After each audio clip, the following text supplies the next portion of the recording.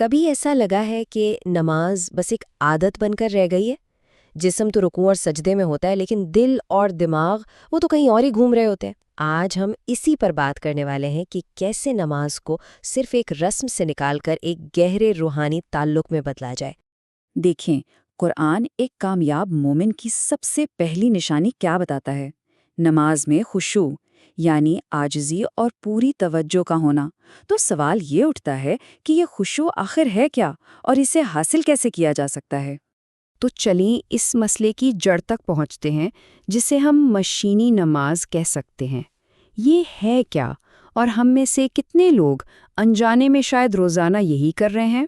ذرا تصور کریں، ایک نوجوان نماز کے لیے کھڑا ہوتا ہے، اللہ اکبر تو کہتا ہے، لیکن اس کا دماغ کل کی میٹنگ، آنے والی پریشانیوں اور دنیاوی سوچوں میں کہیں کھو جاتا ہے۔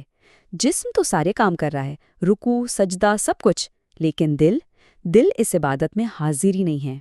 اور یہی وہ بنیادی سوال ہے جو ہمیں خود سے پوچھنے کی ضرورت ہے۔ اگر نماز میں دل ہی حاضر نہ ہو تو اس عبادت کی روح کہاں ہے؟ اللہ کو صرف ہمارے جسمانی اعمال نہیں چاہیے، اسے ہمارا دل بھی چاہیے۔ اچھا، اکثر لوگ یہ کہتے ہیں کہ بھئی ہماری توجہ کمزور ہے، نماز میں دھیان ہی نہیں لگتا، لیکن کیا یہ واقعی سچ ہے؟ کیا مسئلہ واقعی توجہ کی کمزوری کا ہے یا بات کچھ اور ہے؟ یہیں ایک بہت دلچسپ بات سامنے آتی ہے۔ جو لوگ کہتے ہیں کہ وہ نماز میں چند منٹ توجہ نہیں دے پاتے، وہی لوگ گھنٹوں تک اپنے اسکرینز کے سامنے پوری توجہ سے بیٹھے رہتے ہیں۔ تو صاف ظاہر ہے کہ مسئلہ توجہ دینے کی صلاحیت کا تو نہیں ہے۔ تو اصل نکتہ یہ ہے کہ سارا مسئلہ ترجیح کا ہے۔ ہم نے نماز کو اپنی زندگی میں وہ اہمیت ہی نہیں دی جو اسے ملنی چاہیے تھی۔ اسے بس ایک ذمہ داری سمجھ لیا ہے، ایک کام جو ختم کرنا ہے، نہ کہ اللہ سے ایک اہم اور ذاتی ملاقات۔ اور یہ بات ہمیں ایک مشہور حدیث سے اور بھی اچھی طرح سمجھ آتی ہے۔ نبی اکرم صلی اللہ علیہ وآلہ وسلم نے ایک شخص کو اپنی نماز 3 بار دہرانے کا حکم دیا۔ کیوں؟ کیونکہ اس شخص نے بہت جلدی اور بغیر سکون کے نماز پڑھی تھی۔ یہ واقعہ ہمیں سکھاتا ہے کہ صرف حرکتیں کر لینا کافی نہیں ہے۔ اب ذرا اس مسئلے کے ایک اور کہیں زیادہ سنجیدہ پہلو پر نظر ڈالتے ہیں۔ غفلت میں پڑھی گئی نماز کے روحانی نتائج وہ کیا ہو سکتے ہیں؟ یہ قرآن کی سیدھی وارننگ ہے۔ اور ذرا غور کریں، یہ ان لوگوں کے لیے نہیں ہے جو نماز نہیں پڑھتے، بلکہ یہ ان کے لیے ہے جو نماز تو پڑھتے ہیں لیکن اس سے غافل ہیں۔ دل حاضر نہیں ہوتا، انہیں پتہ ہی نہیں کہ وہ کیا کہہ رہے ہیں۔ یہ عدد دیکھیں، 60۔ اس کا کیا مطلب ہو سکتا ہے؟ ایک حدیث ہمیں بتاتی ہے کہ ایک شخص 60 سال، جی ہاں 60 سال تک نماز پڑھتا ہے، لیکن اس کی کوئی ایک نماز بھی قبول نہیں ہوتی۔ وجہ؟ کیونکہ وہ اسے سکون اور پوری توجہ سے ادا نہیں کرتا۔ یہ بات ہمیں اپنی عبادتوں کے بارے میں گہرائی سے سوچنے پر مجبور کرتی۔ اور ایک اور حدیث اس بات کو اور بھی واضح کر دیتی ہے کہ نماز کا صرف اتنا ہی حصہ لکھا جاتا ہے جتنا اس میں دھیان اور توجہ ہو۔ کسی کے لیے آدھا، کسی کے لیے چوتھائی، اور ہو سکتا ہے کسی کے لیے کچھ بھی نہیں۔ یہ ہماری آخرت کا معاملہ ہے، کوئی مذاق نہیں۔ تو ٹھیک ہے، مسئلہ بہت بڑا اور سنجیدہ ہے، لیکن حل کیا ہے؟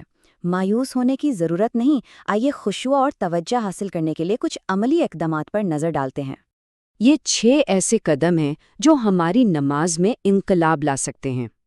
نماز سے پہلے تیاری کرنا، اپنی نیت کو خالص کرنا، جو کچھ ہم پڑھ رہے ہیں اسے سمجھنا، ہر رکن کو محسوس کرنا، نمازوں کے بیچ میں بھی اللہ کو یاد رکھنا، اور سب سے اہم، اللہ سے خود خشوع کی دعا کرنا۔ یہاں ایک ایسا تصور ہے جو نماز کے پورے تجربے کو بدل سکتا ہے۔ ایک حدیث قدسی کے مطابق سورۃ الفاتحہ صرف ہماری طرف سے تلاوت نہیں، بلکہ یہ اللہ اور بندے کے بیچ ایک براہ راست مکالمہ ہے۔ جب ہم کہتے ہیں الحمدللہ رب العالمین، تو اللہ جواب دیتا ہے میرے بندے نے میری تعریف کی۔ یہ احساس نماز کو مکمل طور پر بدل دیتا ہے۔ اور پھر آتا ہے سجدہ۔ حدیث ہمیں بتاتی ہے کہ یہ وہ لمحہ ہے، یہ وہ حالت ہے جب بندہ اپنے رب کے سب سے زیادہ قریب ہوتا ہے، اور اسی لیے اس حالت میں کثرت سے دعا مانگنے کی اتنی تاکید کی گئی ہے۔ تو آخر میں آئیے اس سارے تجزیے کو سمیٹتے ہیں۔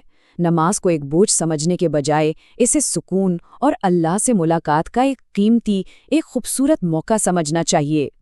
ذرا سوچیں، ایک دن میں 1440 منٹ ہوتے ہیں، ان میں سے اللہ ہم سے صرف 20 یا 30 منٹ مانگ رہا ہے، اور وہ بھی ایک حاضر دل کے ساتھ۔